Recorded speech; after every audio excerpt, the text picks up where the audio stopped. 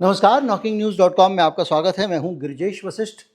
दीपावली की आपको बहुत बहुत शुभकामनाएं। आपका ये दीपावली का त्यौहार आनंद के साथ बीते, आने वाले वर्ष के लिए बहुत सारी खुशियां लेकर आए और कम से कम रोज़मर्रा के जीवन के जो तनाव हैं, अभाव हैं, परेशानियां हैं, उनसे ये त्यौहार आपको कुछ दिन, जितने दिन ये त्यौहार है, आपको राहत दे, आपका मन सब चीज़ों से अलग रहे और एक शांति आपको मिले।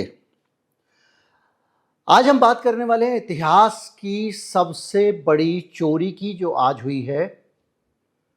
पूरी दुनिया इस चोरी को लेकर कौतूहल के साथ देख रही है।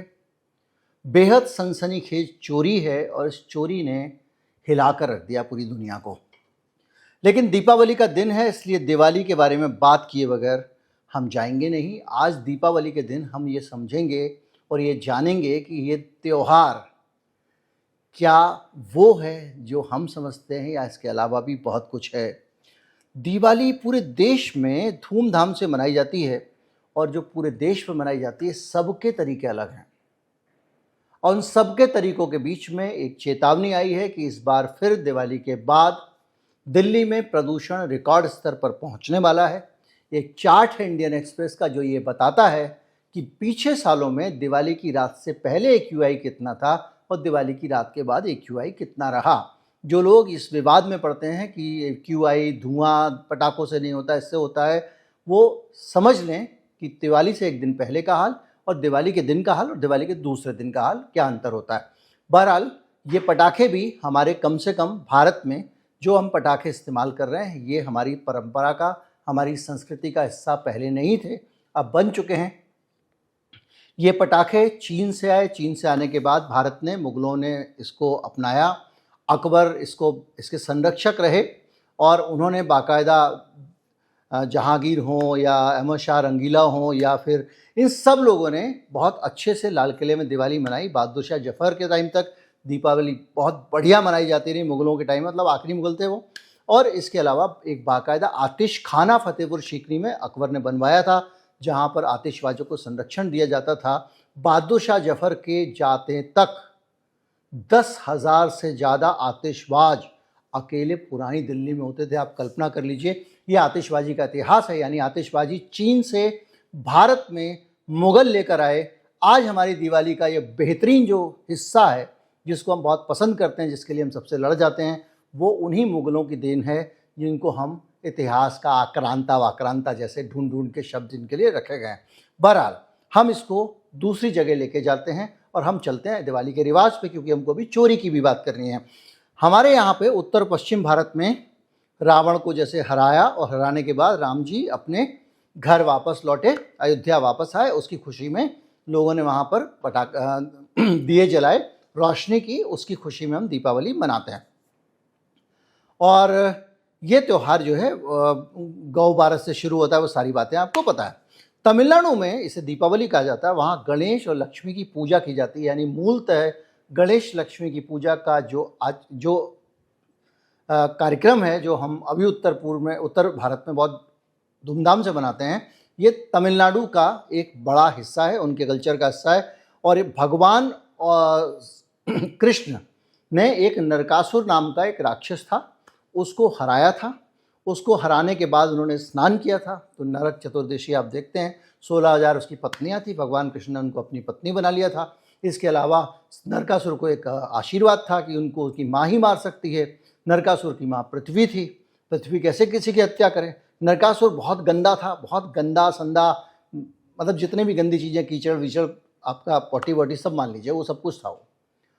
और इतना पावरफुल था कि उसने इंद्र को हरा दिया, और इंद्र को हराने के बाद में इंद्र के ऐरावत हाथी को और अप्सरा को उठा लाया, ऐरावत हाथी को भी कब्जा कर लिया था।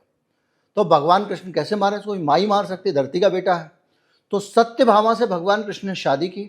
सत्यभामा ने इसको मारा, क्योंकि सत्यभामा धरती का रूप थी और धरती ही मार सकती थी।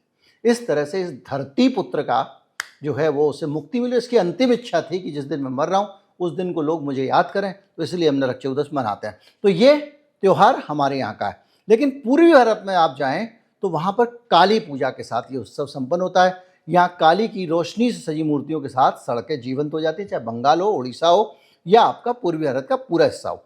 पंजाब में सिख समुदाय, अमृतसर के जो स्वर्ण मंदिर है उस पर ऐतिहासिक रोशनी होती है, बेहतरीन रोशनी होती है, धूमधाम से दिवाली मनाई जाती है। क्यों?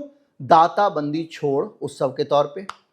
और सिखों के जो गुरु थे वो गुरु हरगोबिंद सिंह जी, उनको ग्वालियर के किले में कैद रखा गया था और वहाँ से उनको जब छोड़ा जाने लगा तो छोड़ा क्या जाने लग गया, उन जो बादशाह था उसको छोड़ना पड़ा उनको, बहुत सारी परिस्थितियाँ थी, लंबी डिटेल्स है।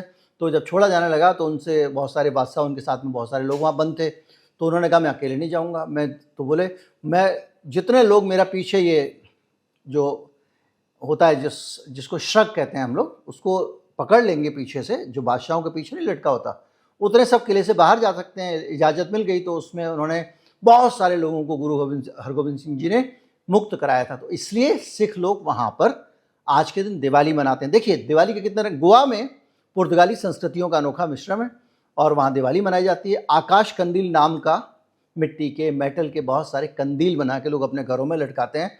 और नॉर्थ ईस्ट भारत में अलग अलग तरह की चीज़ें हैं। असम में काली पूजा है, सिक्किम में तिहार है, केरल में बलि राज्य के रूप में कि राजा बलि एक दिन वापस आते हैं, इसलिए इसको मनाया जाता है। तो कुल मिला के नेपाल में इसको तिहार मनाया जाता है। पहले दिन कौवे की पूजा होती है, दूसरे दिन कुत्ते की पूजा होती है। दिवाली से एक दिन पहले कुत्ते की पूजा होती है और 5 दिन का उत्सव भाई की पूजा के साथ खत्म होता है, जिस दिन हम भाई दूज मनाते हैं। खैर, ये ब्रीफ में बता दिया। अब चलते हैं चोरी। कुल मिला के ये मैं इसलिए बता रहा हूँ आपको कि हम समझें कि ये देश कितने विविध रंगों का है, अलग अलग संस्कृतियों का है। हम एक दूसरे के साथ में अलग अलग तरीके से मिलना रहना सीखना होगा। हम अपने उत्तर भारत वालों की दादागिरी नहीं चला सकते, कोई दक्षिण भारत की नहीं चला सकता, कोई पूर्वोत्तर की नहीं चला सकता। ये देश एक संघीय गणराज्य है, इसमें अनेक संस्कृतियां हैं और सौभाग्य से हमारी दिवाली की संस्कृति को अगर आप इतिहास में जाएं तो मुगल हों चाहे अंग्रेज़ हों, सब ने इसको सहेजा और आगे बढ़ाया। रहा सवाल आतिशबाजी का, जहाँ से बात हुई थी प्रदूषण की, तो प्रदूषण वाली आतिशबाजी चलन में आई बाद में, जब अमीर लोगों ने मुगलों की देखा देखी, जब अंग्रेज़ों का ज़माना आया तो सबको आतिशबाजी करने की छूट मिली, तो अमीर लोग जो थे उन्होंने इसको समझा कि इसके साथ में अगर मैं आतिशबाजी करूँगा तो मेरा जलवा हो जाएगा। अमीर लोगों ने इसको मनाना शुरू किया और धीरे धीरे ये डेमोक्रेटाइज हुई, सस्ती हुई, आम लोग मनाने लग गए। तो इसलिए इसका भगवान राम से और लक्ष्मी जी से और किसी चीज़ से आतिशबाजी का लेना देना नहीं है। अगर आप छोड़ना चाहते हैं, अपनी सेहत के हित में, बहुत सारे लोग मर जाते हैं स्ट्रोक के साथ में उनकी जान बचाने के लिए, तो आपको छोड़ देना चाहिए। आगे बढ़ते हैं, चोरी पे आते हैं। आज एक सबसे बड़ी चोरी हुई है, इतिहास की सबसे बड़ी चोरी, इतनी बड़ी चोरी जो इससे पहले कभी नहीं हुई थी, और ये चोरी हुई है एक म्यूज़ियम में। म्यूज़ियम में, हाँ जी। और ये चोरी फ्रांस के सबसे बड़े म्यूज़ियम में हुई है, दुनिया के सबसे बड़े म्यूज़ियम्स में से एक में हुई है। और इस म्यूज़ियम के अंदर मोनालिसा की तस्वीर भी रखी हुई है। दुनिया के बहुत सारे बड़े बड़े घटनाक्रम यहाँ पर हैं, यहाँ पर कलाकृतियाँ हैं जिनकी एक एक की कीमत अकूत है, मतलब हर दौलत लोग देने को तैयार हैं।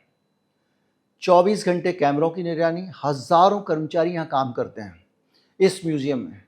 उसके बावजूद बुलेट प्रूफ जो उसके शीशे होते हैं जिसके अंदर ये रखा गया था, वहाँ से काट के चोर निकाल के लेके गए हैं। पूरी कहानी समझिए, उससे पहले म्यूज़ियम का महत्व समझिए और फिर बताएंगे किस अंदाज में उन्होंने इस काम को अंजाम दिया। सबसे पहले देखते हैं, सुबह 9:30 बजे की बात है। 9:30 बजे के आसपास वहाँ का जो लूवर म्यूज़ियम है वो खुलने का समय होता है।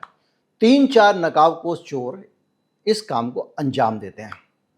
कैसे देते हैं इसको समझेंगे। उससे पहले और भी ज़्यादा ज़रूरी है इस म्यूज़ियम के महत्व को समझना कि ये कितना बड़ा म्यूज़ियम है और उसकी कितनी अहमियत है। 72,000 वर्ग मीटर, यानी 1,000 मीटर का 1 किलोमीटर होता है।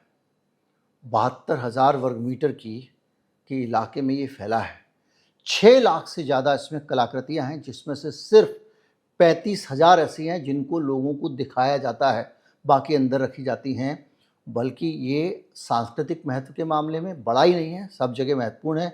इसमें करीब हर साल 9 से 10, 90 लाख से 1 करोड़ के बीच में, 80-90 लाख से 1 करोड़ के बीच में हर साल लोग आते हैं। यानी रोज़ाना 28 से 35 हज़ार के करीब, 40 हज़ार के करीब लोग इस म्यूज़ियम को देखने आ रहे हैं पूरे वर्ल्ड से। ये कितना बड़ा म्यूज़ियम है। इसमें 77% विदेशी होते हैं। ये ऐसी जगह है जहाँ पर मानव सभ्यता के इतिहास का खजाना संरक्षित है। 19वीं सदी तक की प्राचीन सभ्यताओं से यहाँ पर मूर्तियाँ हैं। मोनालिसा है, वीनस डी मिलो है, लिबर्टी लीडिंग द पीपल जैसी महान कलाकृतियाँ रखी हुई हैं। और कुल मिला के यहाँ 12 से 18,000 लोग नौकरी करते हैं इस म्यूजियम में। 18,000, 12 से 18,000 लोग, सोचिए हिंदुस्तान की ज़्यादातर कंपनियों में इतने लोग काम नहीं करते हैं। 938 मिलियन यूरो का इसका पूरा जो हिसाब किताब है। कुल मिला के इस म्यूजियम का सांस्कृतिक प्रभाव भी है और ये अपने आप में दुनिया का जाना माना म्यूजियम माना जाता है। कुल मिला के ऐसी कोई टेक्नोलॉजी नहीं है जो यहाँ पर म्यूजियम की मौजूद नहीं है। 4 आदमियों ने एक बड़ी वारदात को अंजाम दिया। ये म्यूजियम जो है एक नदी के किनारे बना हुआ है। उस नदी में काम चल रहा था। काम चल रहा है मतलब उसकी सफाई का काम चल रहा है। इन 4 लोगों ने ये देखा कि ये सही मौका है और प्रॉपर रेकी की। इनको पता था म्यूजियम में कहाँ से कैसे किस जगह घुसा जा सकता है। घुसने के बाद इन्होंने वहाँ पर एक हाइड्रोलिक लिफ्ट लेके आए। हाइड्रोलिक लिफ्ट क्या होती है? आपने देखा होगा आजकल नगर निगम वगैरह जो ऊंचे वाले बिजली के वो होते हैं खंभे, उनका बल बदलने के लिए एक लिफ्ट होती है जिसमें एक आदमी बैठा होता है, वो उसके ऊपर बैठ के ऊपर चला जाता है और बदल के आ जाता है। या कहीं पे नगर पालिका वगैरह ऊंचे पेड़ों को काटना हो तो उसके लिए उसी का इस्तेमाल करते हैं। उसमें बैठ के आदमी ऊपर चला जाता है, नीचे आ जाता है। तो ये लोग हाइड्रोलिक लिफ्ट लेकर वहाँ जाने लग गए म्यूजियम की तरफ। लोगों ने पूछा कहाँ जा रहे हो भैया? सोचिए 3 आदमी हैं, कोई 4 बता रहा, कोई 3। तो बोले साहब वो वहाँ पे सफाई का काम कर चल रहा है, वहाँ जा रहे हैं। लोगों ने कहा ठीक है। ये पीछे पहुँचे हैं वहाँ पर म्यूजियम की दीवार पे, फर्स्ट फ्लोर के की खिड़की पे पहुँचे हैं। हाइड्रोलिक लिफ्ट से ऊपर गए हैं, ना रस्सा फेंका ना कुछ फेंका, शान से हाइड्रोलिक लिफ्ट से। और चेनसो होती है जो, उससे, चेनसो का बाद में बताऊँगा, पहले इन्होंने एंगल ग्राइंडर जो होता है, ऐसे एक बड़ा सा ग्राइंडर होता है, उसके साइड में चक्की लगी होती है। अक्सर आपने देखा होगा लोहा वोहा काटते रहते हैं लोग जो फैब्रिकेशन वगैरह का काम करते हैं, वो ज़्यादातर काम वो आता है। एंगल ग्राइंडर लेकर ऊपर गए और बड़े आराम से म्यूजियम की खिड़की काट दी इन्होंने। वहाँ से अंदर घुस गए और उसमें एक बेहद इम्पॉर्टेंट हिस्से में चले गए। 7 मिनट लगा इनको इस काम को करने में। पूरा फिल्मी अंदाज में इन्होंने काम किया, समझिए कि कोई हॉलीवुड फिल्म हो। ये किस गाड़ी से आए थे? ये आए थे यामाहा की मोटरसाइकिल से, स्कूटर से। यामाहा टी-मैक्स स्कूटर पर सवार होकर आए थे। सीन नदी की सफाई की बात थी और चेरी पिकर जो हाइड्रोलिक लिफ्ट होती है उससे ऊपर चले गए और इन्होंने ये काम कर दिया। अब यहाँ पर क्या हुआ, म्यूजियम में फर्स्ट फ्लोर पे जो इन्होंने एंगल ग्राइंडर से जिस खिड़की को काटा वो अपोलो गैलरी की खिड़की थी। उस खिड़की से अंदर घुसे। अंदर जाने के बाद इन्होंने, सोचिए, इस गैलरी का जो डिजाइन था, इसको डिजाइन भी राजा लुई 14 ने किया था, यानी 14वें लुई ने इसको डिजाइन कराया था, जो फ्रांसीसी इतिहास के सबसे कीमती खजानों में से एक था।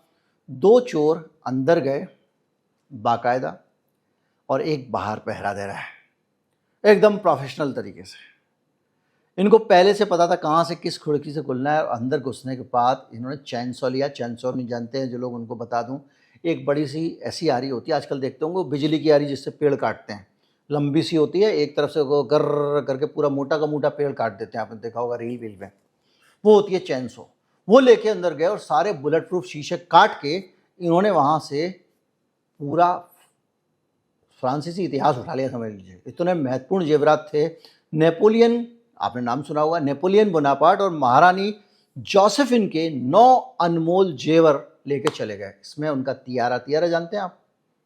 कुछ टियारा भी कहते हैं कुछ लोग। अरे जो ब्यूटी क्वीन बनती है मिस वर्ल्ड तो उसको माथे पे पहनाते हैं ना, ताज जैसा, वो होता है तियारा।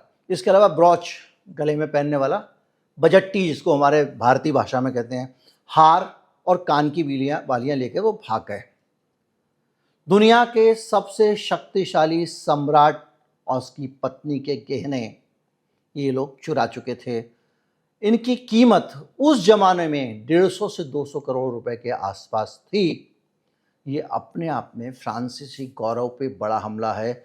एक मुकुट और था उनके पास, वो वहाँ फेंक के चले गए। चोरी कहाँ हुई है?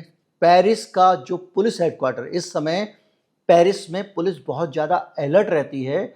उसकी वजह है कि वहाँ शरणार्थी बड़ी समस्या बन गया है मामला। वहाँ पर बहुत सारे स्ट्रीट क्राइम होने लग गए हैं, तो पुलिस फ्रांस में बहुत अलर्ट है। कुछ आतंकवादी घटनाएं हुई हैं, आपको पता है। उसके बावजूद पुलिस हेडक्वार्टर से कुल 800 मीटर की दूरी पर यह काम हुआ है। सोचिए, 7 मिनट में सीसीटीवी कैमरे लगे रह गए, सारा सिस्टम बड़ा रह गया और ये काम करके निकल गए। अब ये घटना अपने आप में इतिहास बन चुका है। और एक महारानी यूजेनी का मुकुट था जिसमें 1354 हीरे थे, 56 पन्ने थे, उसको तो फेंक के चले गए वो लोग, पड़ा हुआ मेरा उसके बाद म्यूजियम का। इतनी खतरनाक चोरी हुई है। आज सारे लोग इसी चोरी की बात कर रहे हैं।